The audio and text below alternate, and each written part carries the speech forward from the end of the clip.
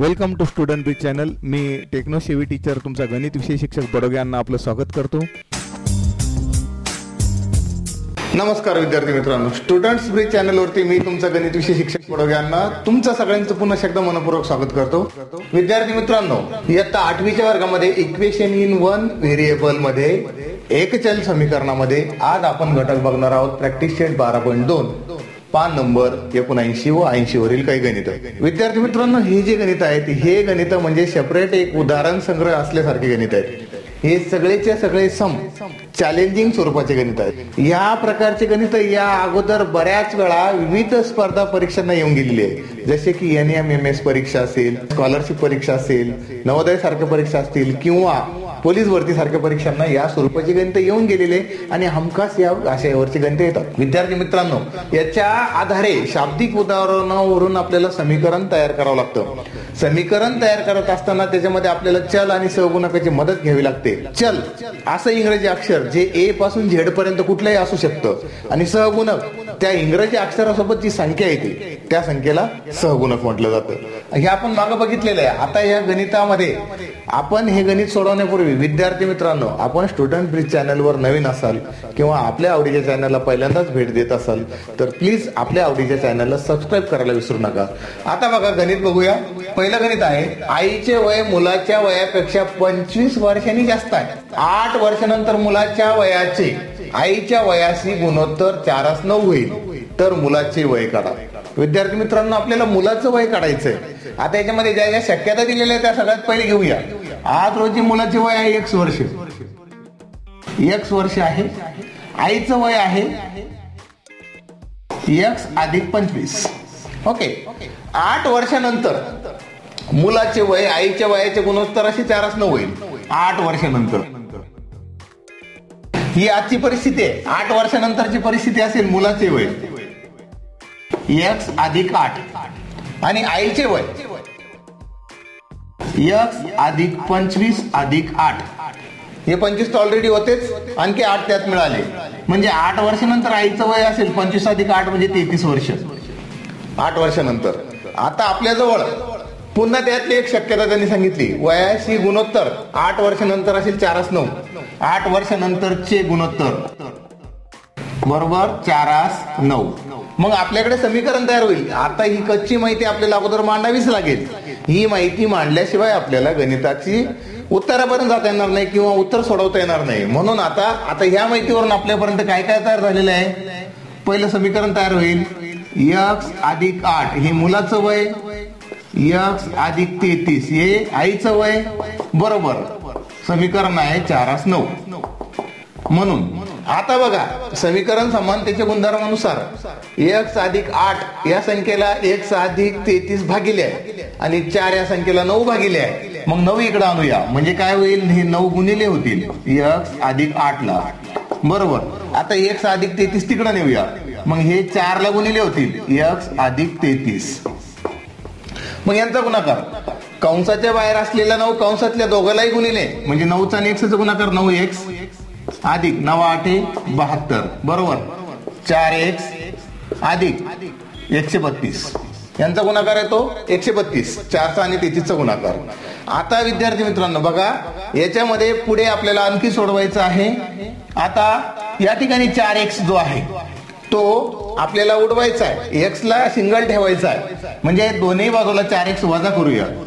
9X वजा 4X अधिक 72 बरोबर 4X वजा 4X अधिक 132. मग या ठिकाणी उरला 132 आणि या 9X मधून 4X गेला म्हणजे या ठिकाणी उरला 9तून 4 गेला उरला 5X अधिक 72 बरोबर 132. आता बघा विद्यार्थी मित्रांनो, हे 72 दोन्ही बाजूने आपण वजा करूया. समीकरण समानतेच्या गुणधर्मानुसार 5X अधिक 72 वजा 72 बरोबर 132 वजा 72.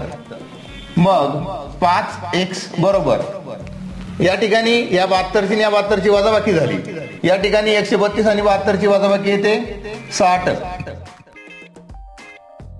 मग X बरोबर 60 भागिले 5 मग x बरोबर 12. मग या ठिकाणी x बरोबर 12 म्हणजे मुलाचे आजचे वय आलेले आहे.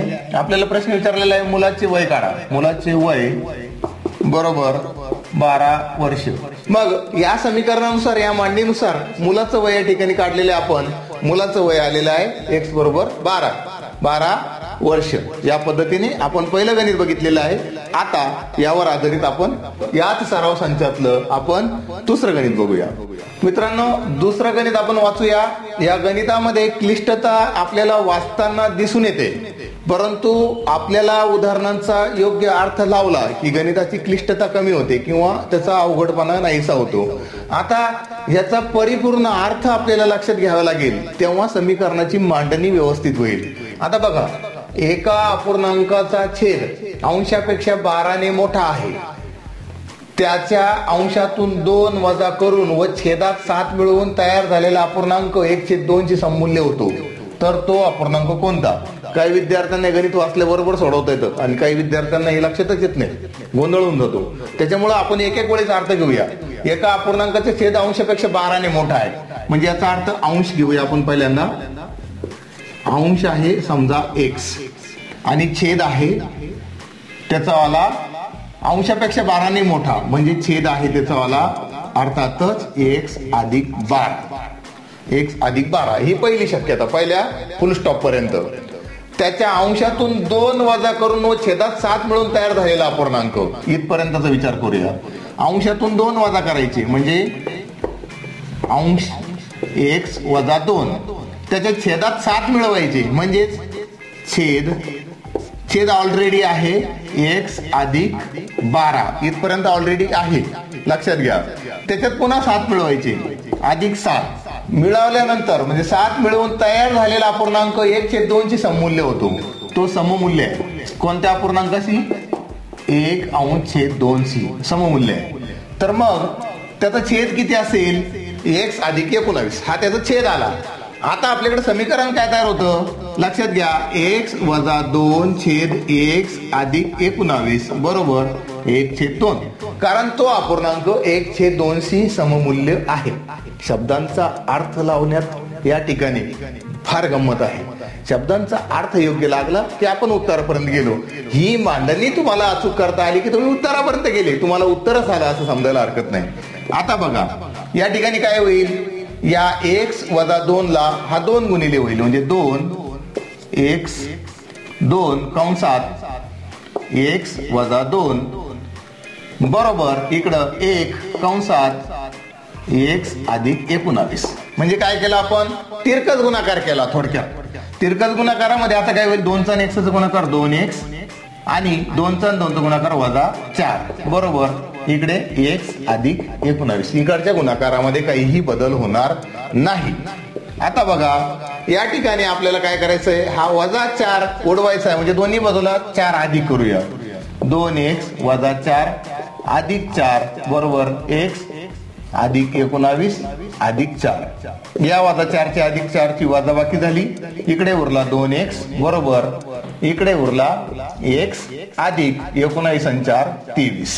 आता आपल्याला हा x उडवायचा आहे. दोन्ही बाजूला 1x वजा करू म्हणून 2x वजा 1x बरोबर x वजा 1x अधिक 23. इकडच्या x ची आणि x ची वजाबाकी झाली. या 1x ची आणि या 1x ची वजाबाकी झाली. इकडे उरला x बरोबर इकडे उरला 23. आता x बरोबर 23 या ठिकाणी पहिलीच जी संख्या आपल्याला मिळालेली आहे ती आहे x बरोबर 23. परंतु आपल्या समीकरणाप्रमाणे या मुद्द्याप्रमाणे आपल्याजवळ आहे x अधिक 12. मग यामध्ये जर आपण x बरोबर 23 ही किंमत मांडली म्हणजे आपल्याला x ची किंमत मिळालेली आहे. म्हणजे ही किंमत जर मांडली तर आपल्याला अपूर्णांक मिळतो. म्हणजेच अपूर्णांकाच्या ठिकाणी आपल्याला आता x ची किंमत आहे 23 आणि या ठिकाणी 23 अधिक 12. मग अपूर्णांक आपल्याला मिळालेला आहे 23 छेद 3 आणि 2 5 आणि 2 आणि 1 3. 23 अंश छेद 35 हा तो अपूर्णांक आहे. तो अपूर्णांक कोणता? तर तो अपूर्णांक आहे 23 अंश छेद 35. या पद्धतीने आपल्याला उत्तरापर्यंत जाता येतं. आता आपण तिसरं गणित बघूया विद्यार्थी मित्रांनो. तिसरं गणित आपण डिस्प्लेवर बघत आहोत मित्रांनो. मी तुम्हाला या अगोदर पण सांगितलंय की सर्वचे सर्व गणित चॅलेंजिंग सम आहेत आणि या गणितामध्ये आपल्याला योग्य अर्थाने जावं लागतं. आपण परिपूर्ण अर्थ या गणिताचा लावल्यानंतरच हे गणित अचूक सुटतं. जर आपल्याकडून अर्थ लावण्यामध्ये गल्लत झाली तर उत्तर चुकणार, कारण याची मांडणी करण्यासाठी आपल्याला समीकरण तयार करावं लागतं आणि समीकरण तयार झाल्यानंतरच उत्तरापर्यंत जाता येतं. तिसरं गणित आहे, पितळ या संमिश्रामध्ये तांबे व जस्त यांचे प्रमाण 13:7 असते, तर 700 ग्रॅम वजनाच्या पितळेच्या भांड्यात जस्त किती असेल. बघा, याच्या उत्तराकडे जात असताना आपल्याला पहिल्यांदा हे बघावं लागेल की पितळ हे एक संमिश्र आहे किंवा हा धातू दोन धातूंचा मिळून तयार झालेला आहे. त्यामध्ये तांबे व जस्त आहे. तांबे किती आहे? तांबे बरोबर 13, म्हणजे आपण क्रमावर राहू 13:7 म्हणजे तांबे आहे 13x. जस्त किती आहे? जस्त आहे 7x आणि दोन्ही मिळून ते तयार झालेलं आहे. त्याचं वजन आहे 700 ग्रॅम. वजन किती आहे? वजन बरोबर 700 ग्रॅम. आता आपल्याकडे समीकरण अशा पद्धतीचं तयार होईल, 13x अधिक 7x बरोबर 700 ग्रॅम. हे आपल्याकडे सुरुवातीचं पहिलं या ठिकाणी आपल्याला लॉजिक लावता येईल, पहिलं समीकरण तयार करता येईल. आता याच्यानुसार आपल्याला गणित सोडवायचं आहे. आता बघा, 13 आणि 7 यांची बेरीज झाली 20x बरोबर 700 ग्रॅम. मग x बरोबर 700 भागिले 20, मग x बरोबर 35. आता x ची किंमत 35 आली. मग आपल्याला काढायचंय जस्त किती आहे. मग जस्तची किंमत आहे 7x. मग x ची जी किंमत आलेली ती किंमत आपण त्याच्या जागेवर ठेवून देऊया. मग जस्त या धातूचं व्हॅल्यू त्या ठिकाणी आहे 7x. मग जस्त या धातूची किंमत येणार आहे 7 गुणिले 35. मग जस्तचं वजन येणार आहे 245 ग्रॅम. मग या जस्त या पितळाच्या भांड्यामध्ये जस्त या धातूचं वजन आहे 245 ग्रॅम आणि उरलेलं वजन त्या ठिकाणी असणार आहे तांब्याचं आणि दोन्ही मिळून ते झालेलं आहे पितळ झालेलं आहे. अशा पद्धतीने आपल्याला तिसरं गणित या ठिकाणी सोडवता आलेलं आहे. आता आपण चौथं गणित या ठिकाणी बघूया. विद्यार्थी मित्रांनो, चौथं जे गणित आहे ते चॅलेंजिंग देखील आहे आणि यापूर्वी परीक्षेला येऊन देखील गेलेलं आहे. यामध्ये 2 शक्यता गृहीत धरून आपल्याला हे गणित सोडवायचं आहे. गणित वाचल्यानंतर आपल्या लक्षात येईलच. यामध्ये बघा, 3 क्रमागत पूर्ण संख्यांची बेरीज 45 पेक्षा जास्त 54 पेक्षा कमी आहे तर त्या संख्या काढा. संख्या आपल्याला काढायच्या आहे. बेरीज 45 पेक्षा जास्त म्हणजे अधिक आणि 54 पेक्षा कमी म्हणजे वजा. ह्या 2 गोष्टी आपल्या समोर आहेत आणि याच्यावरून आपल्याला हे गणित सोडवायचं आहे. हे या अगोदर NMS सारख्या परीक्षेला व स्कॉलरशिप सारख्या परीक्षेला या धर्तीचं गणित परीक्षेला येऊन गेलेलं आहे. फक्त या ठिकाणी आकडे बदललेले असतात, बाकी गणित तसंच असतं, काहीही फरक नसतो. आता बघा, 3 क्रमागत संख्या आहे. पहिली क्रमागत संख्या आपण x मानली पहिली. दुसरी क्रमागत संख्या आपण x अधिक 1 मानली. तिसरी क्रमागत संख्या आपण x अधिक 2 मानली. ह्या 3 क्रमागत संख्या आहे. यांची बेरीज 45 पेक्षा जास्त आहे परंतु 54 पेक्षा कमी आहे. आता आपल्याला मांडणी करताना पहिली शक्यता, कारण याच्या 2 शक्यता आहेत, एक 45 शक्यता गृहीत धरून आणि एक 54 शक्यता गृहीत धरून. पहिल्यांदा आपण 45 ही शक्यता गृहीत धरूया. मग समीकरणाची मांडणी होईल आपली x अधिक x अधिक 1 अधिक x अधिक 2 बरोबर 45. या शक्यतेप्रमाणे जर सोडवलं तर उत्तर काय येतं बघा, 1 2 आणि 3x अधिक 3 बरोबर 45. मग या हा 3 इकडे आहे, इकडे 3 धन आहे, या संख्येला 3 धन आहे, तिकडे दोन्ही बाजूला 3 ऋण वजा करूया. 3x अधिक 3 वजा 3 बरोबर 45 वजा 3. या 3ची या 3ची वजाबाकी झाली म्हणजे इथे उरला फक्त 3x बरोबर 45 वजा 3 म्हणजेच 42. आता इकडं 3 मध्ये आणि x मध्ये गुणाकाराचा संबंध आहे, त्याच्या विरुद्ध संबंध भागाकाराचा म्हणजे x बरोबर 42 भागिले 3. म्हणून x ची किंमत या ठिकाणी आलेली आहे 3 1 3 3 1 3 3 चौक 12 म्हणजे x ची किंमत या ठिकाणी आलेली आहे 14. आता 45 पेक्षा जास्त आहे याचा अर्थ आपल्याला याच्यामध्ये 1 मिळवावा लागेल. मग x बरोबर 14 अधिक 1 बरोबर 15, म्हणजे पहिली संख्या आपल्याला मिळालेली या ठिकाणी 15. पहिली संख्या 15, दुसरी संख्या 16 आणि तिसरी संख्या 17. या पहिल्या शक्यतेप्रमाणे आपल्याला 15, 16, 17 का की 45 पेक्षा बेरीज जास्त आहे.